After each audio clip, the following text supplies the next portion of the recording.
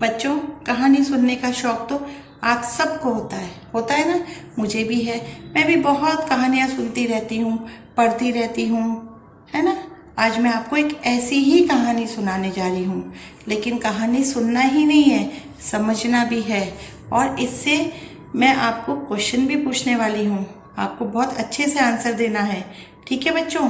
ये कहानी है 4 दोस्तों की, है ना। चारों दोस्त आपस में बहुत अच्छे मित्र थे, यानी एक दूसरे के सुख दुख में हर जगह काम आते थे।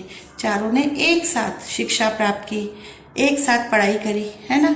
लेकिन हर दोस्त एक एक चीज में निपुण था यानी होशियार था। जैसे आप में से कोई बच्चा क्या होता है, मैथ्स में होशियार होता है, कोई हिंदी में होशियार होता है, कोई इंग्लिश में होशियार होता है, कोई साइंस में होशियार होता है। ये चारों दोस्त भी अलग अलग चीज में होशियार थे। इनमें से जो 3 दोस्त थे ना, वो उन्होंने टेक्निकली मतलब हाथ से और दिमाग से कार्य करने वाली चीज़ों में से एक चीज़ को चुना। जैसे पहला दोस्त था, उसने कहा, उसने गुरुजी से क्या शिक्षा प्राप्त की कि वो जितनी भी चीज़ें हो सकता था उसे जोड़ देता था। उसको जोड़ने का काम पसंद था। वो सारी चीज़ों को, पुर्जों को मिलाकर एक उसका ढांचा बना लेता था।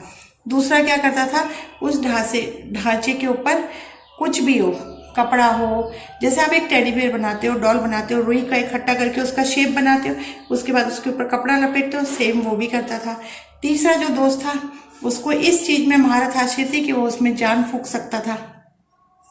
और जो चौथा दोस्त था, वो सिर्फ बुद्धिमान था, मतलब सिर्फ उसने टेक्निकली पढ़ाई नहीं की, उसको टेक्निकली कोई भी नॉलेज नहीं था, ना उसे शौक था, सिर्फ वो दिमाग से काम खेलता था। अब ये चारों दोस्त एक दिन अपने एक शहर से दूसरे शहर जा रहे होते हैं। रास्ते में उन्हें खूब सारे हड्डियाँ दिखती हैं। तो एक पहला दोस्त बोलता है, यार ये हड्डियाँ है ना, मैं इकट्ठी करके इनको जोड़ के एक जानवर का चित्र बना देता हूँ। तो बाकी तीनों दोस्त बोले, हाँ हाँ ठीक है, चल कर। लेकिन जो चौथा दोस्त था, उसने कहा, नहीं नहीं, अपने को ये सब काम नहीं करना है, चलो अपन आगे चलें। तो कहता है, तू तो डरपोक है, चलो करते। उसने सारी हड्डियों का जैसे ही ढांचा बनाया तो वो शेर का आकार हुआ। तो उस दोस्त ने फिर भी बोला, मत कर। तो दूसरा दोस्त कहता है, देखो मेरे पास भी एक विद्या है, मैं इसके ऊपर मांस चढ़ा देता हूँ। अब उसने मांस चढ़ा दिया, शेर खड़ा हो गया। लेकिन शेर में जान तो थी नहीं। जैसे आपके घर में टेडी बियर होते हैं ना, जिसके अंदर जान नहीं होती लेकिन होते बहुत खूबसूरत है, ऐसा लगता है अभी बोल पड़ेंगे। सेम चीज उसके साथ हुई। अब वो शेर खड़ा तो हो गया, लेकिन फिर क्या हुआ, जो तीसरा दोस्त था उसने कहा, मैं भी मेरी विद्या का प्रयोग करता हूँ, देखो मैं इसमें कैसे चुटकी से जान डाल देता हूँ। और उसने मंत्र फूका और उसमें जान डाल दी। और जैसे ही जान डाली, चूंकि शेर भूखा था, वो वापस जिंदा हो गया। तो उसने क्या किया, इन तीनों के पीछे भागा और इन तीनों को खा लिया। चौथा दोस्त जो बुद्धिमान था, वो क्या किया, पेड़ के ऊपर जाकर छुप गया, है ना बच्चों। जब वो छुप गया तो वो बच गया।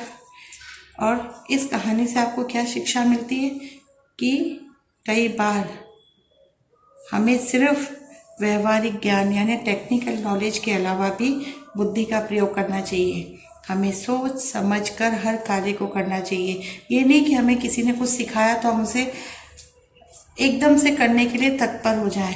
नहीं, हमें हर कार्य को करते वक्त अपना दिमाग का, अपने ज्ञान का उचित प्रयोग करना चाहिए, जैसा उस चौथे दोस्त ने किया।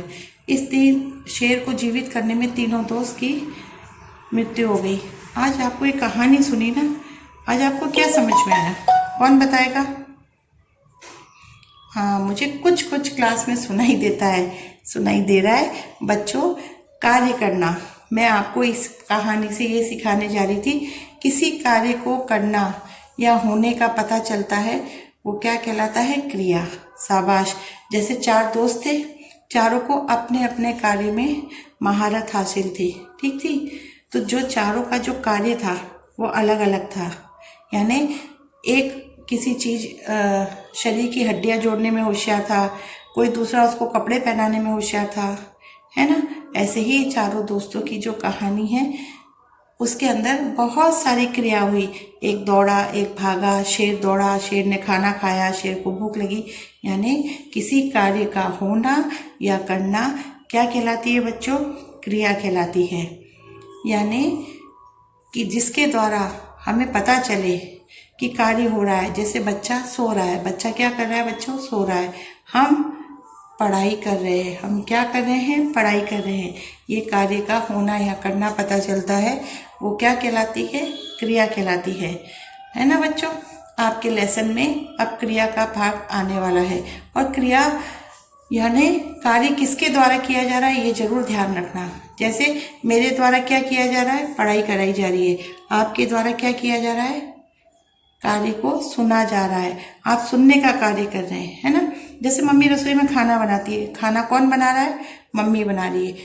क्या बना रही है? खाना बना रही है। खाना बनाना क्या है बेटा? क्रिया। समझ में आया, है ना? तो आगे वाले लेसन में मैं आपको क्रिया के प्रकार बताऊंगी। तब तक आप क्रिया का पुनराभ्यास करिए। ठीक है बच्चों? चलिए क्रिया की परिभाषा देख लेते हैं, है ना बच्चों? ये सारी मैंने क्रिया की परिभाषा लिखी है और उसके बारे में समझाया है। आप अच्छे से इसे पढ़ लेना। क्रिया के भेद के बारे में भी जानकारी दी है। ठीक है बच्चों? धन्यवाद।